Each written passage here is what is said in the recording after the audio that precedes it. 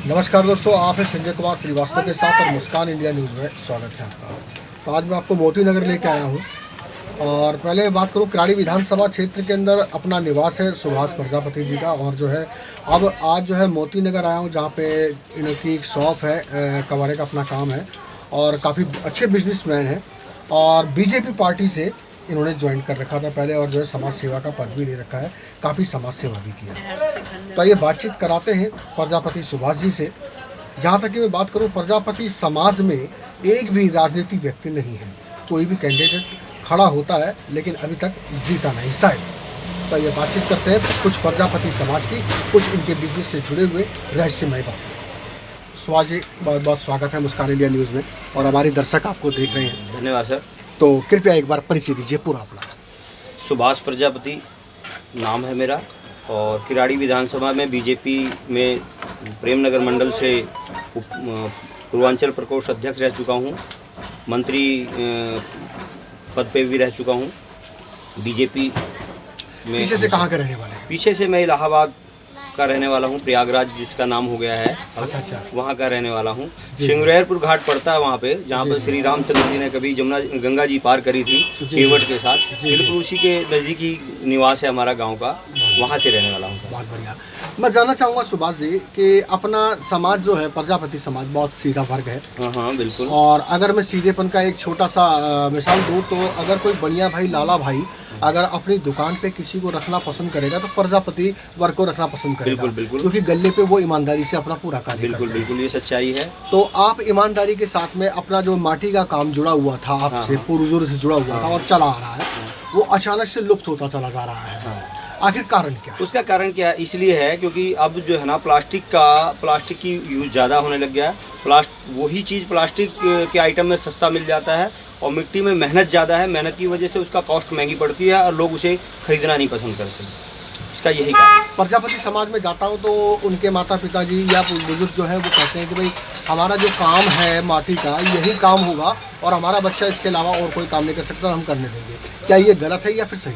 नहीं, सही है, बिल्कुल सही है, मगर आज की जो चल रहा है, आज का जो युग है जनरेशन में, उसमें जो है ना उसका बेनिफिट हो सकता है उनको ना मिल पाए, वो आगे ना बढ़ पाए, क्योंकि उसकी वैल्यू अब उसकी खरीदारी कोई कर नहीं पाए, उसमें लागत ज़्यादा है, मेहनत ज़्यादा है, उस हिसाब से लोग उसको खरीदारी में उसमें पैसा नहीं लगा सकते। मैंने तो सुना कि बिजली के चाक भी आ गए हैं, बिजली के उपकरण आ चुके हैं। हाँ बिल्कुल आ गए हैं, मगर फिर भी मिट्टी का, जहाँ पहले एक कुम्हार जो है चाक मशीन से एक कुल्हड़ निकालता था, अब दर्जनों कुल्हड़ निकल जाती है। वो बात सत्य है, मगर मिट्टी, एक तो मिट्टी महंगी हो गई, मिट्टी नहीं मिलती है, फिर उसके बाद में उस पर मेहनत बहुत ज़्यादा है सर। फिर कितना भी आप कर लो, प्लास्टिक की अपेक्षा इसको कॉस्टली सस्ता नहीं कर सकते मिट्टी का माल। जब माटी के कुल्हड़ कल भी 5 पैसे 10 पैसे का था और आज भी 5 पैसे 10 पैसे का। हाँ नहीं, ऐसा नहीं है, अब तो महंगा हो गया। पता नहीं 100-150 रुपये का कुछ हिसाब से 100 पीस मिलते हैं, 100-150 रुपये पीस की कॉस्ट लगती है, 1 रुपये से कम कोई नहीं, 1-2 रुपये। मेरे ख्याल से कुछ तो बचत शुरू हो गई होगी। नहीं, मुझे तो नहीं लगता सर, मैं इतने दिन से रह रहा हूँ उनके बीच में, अभी तो कोई काम कर नहीं रहा। जो भी करते हैं वो सिर्फ दिवाली वगैरह पे कर लेते हैं, थोड़ा बहुत दिवाली वगैरह बना लेते हैं, बाकी ऐसा कोई मन लगा के कोई इधर हमारे जानकारी में कोई ऐसा काम करता नहीं। ये बात और है कि चलिए ठीक है, माटी का कोई मोल नहीं होता, आपने उस माटी को तराश कर उसको कला देके और एक अच्छा खेल बनाया और अच्छा काम किया, अपना बुजुर्गों का अपना पेट पाला, अच्छा काम चलता रहा। लेकिन आज जो है नई जनरेशन, नई युवा पीढ़ी जो है इस लाइन से धीरे धीरे हटती जा रही है और अलग अलग काम करती जा रही है। मैं बात करूंगा एक मिसाल के तौर पे, अभी सामने ही आप ही बैठे हुए हैं सुभाष प्रजापति जी, इस लाइन को छोड़ के और अपनी दूसरी लाइन के अंदर लगे हुए, जो कबाड़े का गोदाम है, कहीं दूर दूर तक नहीं आता प्रजापति समाज के अंदर कबाड़े का काम। उसका कारण यही है सर कि उसमें उस काम में हम प्रगति नहीं देख पाए, अपना भविष्य नहीं देख पाए, क्योंकि उसकी लोगों में मार्केट वैल्यू खत्म होती चली, क्योंकि खरीदता नहीं था उसको। इस वजह से नहीं कर पाए। और वहाँ हम जब तक थे, हमारे पिताजी वगैरह थे, दादा वगैरह थे, उन्होंने वो काम किया, एक बार बोल दिया, काम किया, मगर उसका जो है ना वो वैल्यू मिली नहीं उनको। अच्छा, तो इस वजह से वहाँ से छोड़ के भागना पड़ा। बहुत बुरा समय हमने अपने जीवन में देखा, हमारे पिताजी वगैरह ने जब ये काम करते थे तो स्थिति बहुत ख़राब थी। जब वो बाहर निकल के आए, प्रदेश निकल के आए, जब से लाइन बदली, तब जाके धीरे धीरे हमारी स्थिति ठीक ठाक हुई है। तो सुभाष जी, कहने का मतलब है कि अपने इस कार्य में आप खुश हैं? हाँ बिल्कुल खुश हैं। तो आपके भाई पिताजी वगैरह वो भी किसी काम में जुड़े होंगे? सब इसी में जुड़े हुए हैं। चाचा हैं, सब अपना अपना कोई अलग अलग काम कर रखा है। कोई हमारे एक चाचा हैं वो टेलर का काम करते हैं, एक मेरे चाचा का लड़का है अध्यापक हो गया दिल्ली में ही। अच्छा। ऐसे ही सब अपना अपना जो है ना, एक राजमिस्त्री का काम करते हैं, तो सबका अपना अपना काम है, सब ये लाइन सब छोड़ चुके हैं लगभग।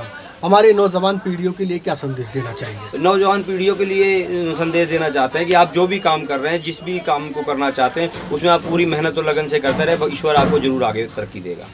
सुभाष जी, मैं बात बनावटी नहीं करूंगा, मैंने खुद देखा, अपनी आंखों से देखा। मैं हरियाणा में गया था, हरियाणा शहर के अंदर मैंने देखे माटी के जो है तवे बन रहे हैं, और माटी के कुल्हड़, माटी के चिमटे और माटी का हांडी भी बन रही है। बिल्कुल और बन रहे हैं। कुछ प्रजापति भाइयों से मैंने इंटरव्यू भी लिया, उन्होंने ये भी बताया कि हम लोग जो है पहले के समय में बीमार नहीं पड़ा करते थे। हम लोग या कोई भी लोग, ऊपर बोलिए यार, इसको बंद करेगा थोड़ी देर।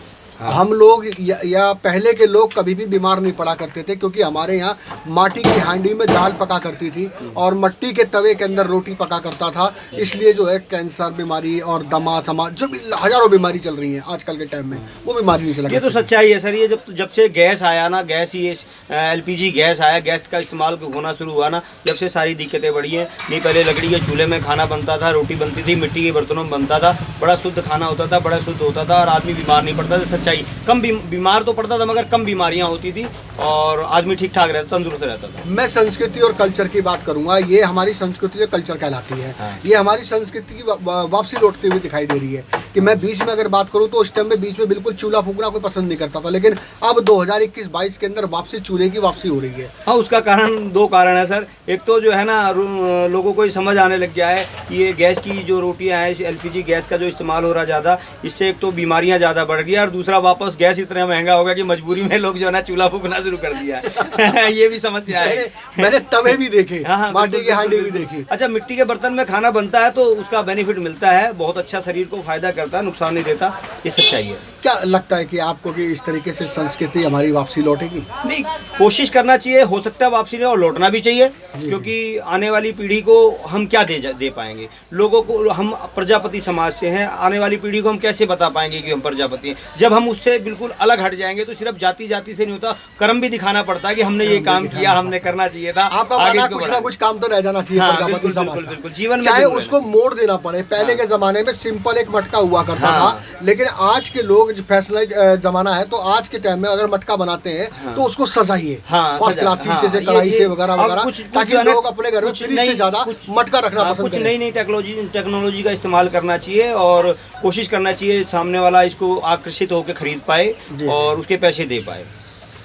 एक बहुत और मैं बात करना चाहूँगा शिक्षा की दुनिया के अंदर, कि मैं जो है उत्तम नगर प्रजापति के वहाँ पे जाता हूँ। उत्तम नगर में बहुत प्रजापति हैं, तो वहाँ पे मैंने देखा आज भी जो है कुछ लोग कहते हैं कि भाई पढ़ाई लिखाई में कुछ नहीं रखा हुआ, और पहले के लोग ज़्यादा कहते थे, जब पढ़ाई लिखाई का स्तर कम हुआ करता था कि भाई कुछ काम नहीं था, ठीक है, हमने कह दिया मटका बना ले, मटका बना रहा, मट्टी ला रहा, यही काम है हमारा जी, और काम क्या है? क्या मानते हैं कि आज के टाइम में शिक्षा बहुत ज़रूरी है? बिल्कुल बिल्कुल, बहुत ज़रूरी है शिक्षा तो सबसे ज़रूरी है। हर चीज़ में शिक्षा ज़रूरी है। हम अपने समाज को आगे बढ़ाने के लिए भी शिक्षा ज़रूरी है, और अपना जो कर्म है उसको भी आगे बढ़ाने के लिए शिक्षा ज़रूरी है। और शिक्षा तो हर जगह ज़रूरी है सर। बिना शिक्षा के कुछ नहीं संसार में। ज्ञान जरूरी है, हाँ, ज्ञान, किताबी ज्ञान के साथ साथ सामाजिक ज्ञान भी जरूरी चाहिए। समाज में लोगों को मान सम्मान कैसे, संस्कृति का ज्ञान होना चाहिए, सारा ज्ञान जरूरी है। शिक्षा तो बहुत कंपलसरी होना चाहिए, हर व्यक्ति के अंदर शिक्षा होनी चाहिए। खैर, ये समाज की बात हो गई। सुभाष जी, मैं बात करना चाहूँगा रीत और दुनियादारी की बातों से, राजनीति की दुनिया से। मैं किसी भी पार्टी की आलोचना नहीं करूँगा, और मैं जानना चाहूँगा कि महंगाई का मुद्दा इस टाइम चरमराया हुआ है, बहुत ज़्यादा लोग गरीब परेशान हैं, गरीब लोग परेशान हैं। क्या कहना चाहेंगे कि कैसे, किस तरीके से गरीबी हटने के चांस, क्या अपने दिमाग में क्या सोचता है? नहीं सर, इस तरीके से गरीबी तो नहीं हट सकती। महंगाई तो बढ़ ही रही है, सभी को दिख रहा है। जिस हिसाब से पेट्रोल, डीजल और ये खाने पीने के तेल, सामग्री का रेट बढ़ रहा है, इस वजह से दिक्कत तो है ही। हर व्यक्ति सबका आर्थिक व्यवस्था चरमराई हुई है। अब इसके लिए सरकार को सोचना चाहिए। हम लोग तो सिर्फ सरकार ही बना सकते हैं उसके लिए। हाँ, ये कोशिश करना चाहिए कि जैसे किसी गरीब को दिखता है इसकी समस्या है, तो कुछ हेल्प कर सको तो वही हो सकता है। बाकी देश तो, सरकार तो कुछ हमें करती दिख नहीं रही इस मैटर पे। हमेशा महंगाई हर चीज़, इस पे कंट्रोल इनके समझ पता नहीं क्या सोच के, हम सब लोगों ने सोच के मोदी को बनाया था यहाँ कुछ करेगा, मगर इसने तो और बर्बाद करके धर दिया। सच्चाई में तो ये है। चलिए, खैर, मैं बात करूंगा सुभाष जी, ये तो हमारी राजनीति की दुनिया से बात हो गई, महंगाई तो बढ़ी रही है, महंगाई एक मुद्दा बना हुआ है और हर साल राजनीति और समाज के साथ साथ त्यौहार भी आते हैं। तो आने वाले त्यौहार में भैया दूज और विश्वकर्मा डे, छठ पूजा, सभी त्यौहार आ रहे हैं, क्या कहना चाहेंगे हमारे देशवासियों के लिए? हाँ, सभी को मुबारकबाद देना चाहता हूँ अपने त्योहारों के लिए, और खुशी से मनाएं, जो भी है जितना भी है आपके पास उसी में खुश होकर मनाएं। ज़्यादा तो देखो अभी महंगाई है, महंगाई के हिसाब से नहीं, जितना है उसी में संतुष्ट होकर खुश होकर मनाएं। ईश्वर भरोसा रखो, सब अच्छा होगा। खुशियाँ तो मनाएंगे, ठीक है, आपने मुबारकबाद भी दी, लेकिन अभी हमारा देश जो है बड़ी अर्थव्यवस्था से गुजरा है कोरोना जैसी महामारी से, और आगे जो है आतिशबाजी का टाइम है।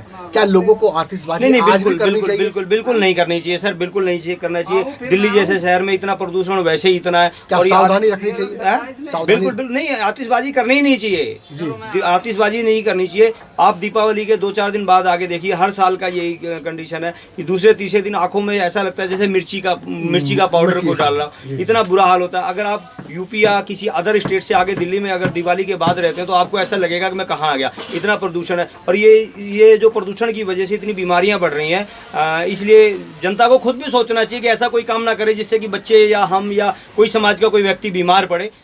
इसलिए आतिशबाजी को तो बिल्कुल इग्नोर करना चाहिए, उसके तो बिल्कुल मैं सपोर्ट में नहीं हूँ, बिल्कुल बंद कर देना चाहिए सब चीज़ें। और ये सरकारों को भी ध्यान देना चाहिए कि इनके ऊपर परमानेंटली बैन लगाना चाहिए इन सब चीज़ों के ऊपर। बहुत बढ़िया, बहुत बढ़िया। मैं सुभाष जी अंतिम और आखिरी सवाल पूछूंगा। आप कराड़ी विधानसभा क्षेत्र से हैं और आपके क्षेत्र के अंदर समस्या बद से बदतर समस्या है, नाली, पानी, रोड समस्या, जाम, ट्रैफिक जाम खूब लगा पड़ा, और आप बीजेपी पार्टी से जुड़े हुए हैं। कल आने वाले टाइम पे अगर बीजेपी ने आपको कोई चांस दिया, निगम पार्षद या एमएलए या विधायक, सांसद, किसी चीज़ का भी अगर आप बन जाते हैं, तो सबसे पहले कार्य कराड़ी के अंदर कौन सा ऐसा कार्य जो पूरा करेंगे? देखो सर, जो पहली बात तो मैं जुड़ा हुआ हूँ, सिर्फ मैंने कभी टिकट या किसी चुनाव लड़ने की कभी इच्छा मेरे अंदर जागी नहीं है, और ना मैं कभी करना चाहता हूँ। मैं अपने काम से खुश हूँ, मगर फिर भी अगर कभी ऐसा कोई समय आता है तो मेरे पास जो भी पावर होगी, जितनी भी जिस सीट पे भी हूँगा, उसका पूरा आनंद लोगों के लिए देने की कोशिश करूँगा। आप जैसे निगम पार्षद आप दे दोगे तो पानी जो जल भराव की समस्या है इसको दूर करने की कोशिश करूँगा जितना भी हो सकता है, क्योंकि वहाँ समस्याएं इतनी बड़ी है कि वो उसमें काम करने के लिए विधायक को और सांसद को और निगम पार्षद तीनों मिलके काम करना पड़ेगा, दिल्ली सरकार को मिलके काम करना पड़ेगा, नहीं तो समस्या समाधान होने वाला नहीं है। आप सोचो कि एक सीट पे बैठ के आप पूरी समस्या का समाधान कर दो, इम्पॉसिबल है। मैं आपसे एक छोटा सा सवाल पूछता हूं कि आप समाज सेवक के बीजेपी से जुड़े हुए हैं, क्या अब तक आपने या आपके कॉलोनी वासियों ने किसी ने कोई कंप्लेन एमसीडी को या प्रशासन को दिया? बिल्कुल दिया, मैं तो नहीं दे पाया, क्योंकि मैं तो कुछ दिन तक था, उसके बाद दिल्ली की मोती नगर में बैठने लगा। बाकी हाँ, समस्याएं तो है, सब लोगों ने दिया भी होगा, ज़रूर दिया होगा, हमारे जानकार लोगों ने भी बहुत दिया, मगर वो हो नहीं सकता, इम्पॉसिबल है। निगम पार्षद के पास जाते हैं, वो कहता जी मेरे पावर में नहीं है, मैं कुछ कर नहीं सकता। विधायक के पास जाते हैं तो विधायक कहता जी ये इतना काम है, मैं ये कर रहा हूँ, वो कर रहा हूँ, और इन सब बातों में टाल देता, काम कुछ भी होता दिख नहीं रहा। बहुत बढ़िया सुभाष जी। और अंतिम सवाल के साथ साथ एक सवाल और मेरे मन में आया जो इस टाइम ज़्यादा हो रहा है दिल्ली के अंदर। पहले अगर 1992-91 के अंदर देखा जाए तो उस टाइम पे वृद्धा आश्रम का प्रचलन नहीं था। हाँ जी। और आज के टाइम में 2021 के समय में जगह जगह वृद्धाश्रम है, और आने वाली ठंड के अंदर कई बच्चे, मैं सभी बच्चों की बात नहीं कर रहा, कई उनमें से बच्चे ऐसे हैं जो अपने माता पिता को ठुकरा देते हैं और वो पार्क में, रोड पे सोने में आमादा हो जाते हैं और वृद्धाश्रम में जाने पे मजबूर हो जाते हैं। क्या उन बच्चों के लिए क्या प्रेरणा देना चाहेंगे? क्या वृद्धाश्रम बनना जरूरी था या नहीं? नहीं सर, वृद्धाश्रम बनना जरूरी बिल्कुल नहीं है, और बच्चों को इस बात को सोचना चाहिए, इस बात पे ध्यान देना चाहिए कि आज क्या कारण है कि आप उनको जो नहीं उनकी सेवा नहीं कर पा रहे। माँ बाप इंसान के लिए सबसे बड़ी चीज़ है, ईश्वर का दूसरा रूप है माँ बाप, और माँ बाप ये नहीं सोचना चाहिए आज बुढ़े हो गए हैं, वो ऐसे कहते हैं, उल्टा कहते हैं, अच्छा कहते हैं, बुरा कहते हैं। हो सकता है उनसे भी गलतियां होती हों, हो सकता है, मगर एक चीज़ का बड़ा ध्यान देना चाहिए कि ठीक है आज उनसे बुजुर्ग बूढ़ी उम्र में उनसे गलतियां हो रही हैं। क्या जब हम छोटे थे, जब हम बच्चे थे, हमसे गलतियां नहीं होती थी, हम माँ बापों को थप्पड़ नहीं मार देते थे, हम उल्टा नहीं बोल देते थे, हम गलत उनके शरीर के ऊपर जो है ना अपना मल त्याग नहीं कर देते थे, मगर क्या माँ बापों ने हमें छोड़ दिया था? आज उनका समय गिरा है, तो बच्चों को बिल्कुल नहीं इग्नोर करना चाहिए। माँ बाप से बड़ा इस संसार में कुछ नहीं है, और उन लोगों ने पूरा जीवन हमारे ऊपर त्याग दिया है, और हमारा ये पूरी वो रहना चाहिए कि हम अपने माँ बाप के लिए पूरा जीवन जब तक वो हैं उनकी पूरी सेवा पूरे मन लगन से करना चाहिए, क्योंकि किसी समय उन्होंने हमारे लिए बहुत दुख होता है। आज हमारे पास भी अपने बच्चे हैं, आज हमारे बच्चे बीमार होते हैं, दुख होते हैं, लेटरिन होता है, पेशाब होता है, हम कितना परेशान होते हैं। और आने वाले समय में अगर हमारा समय ऐसा खराब हुआ, शरीर में कोई दिक्कत आ गई और हम ऐसा होगा, हमारे बच्चे को, अगर हमारे बच्चे हमको धक्का मारेंगे, हमें कितना बुरा लगेगा। तो ये माँ बाप को सोचना चाहिए कि ऐसा कोई कर्म नहीं करना चाहिए जिससे कि माँ बाप को 1% भी दुख हो। ये वृद्धाश्रम तो बिल्कुल नहीं होना चाहिए और बच्चों को बिल्कुल अपने माँ बाप पे पूरा ध्यान देना चाहिए, पूरा ध्यान देना चाहिए। माँ बाप से बड़ा इस संसार में कुछ नहीं है। बहुत बढ़िया सुभाष। सभी देशवासियों को आने वाले सभी त्योहारों की हार्दिक शुभकामनाएं और काम करते रहिए, मेहनत से करते रहिए। ईश्वर आगे सभी व्यक्तियों को आगे तरक्की जरूर देगा, कोशिश करते रहिए।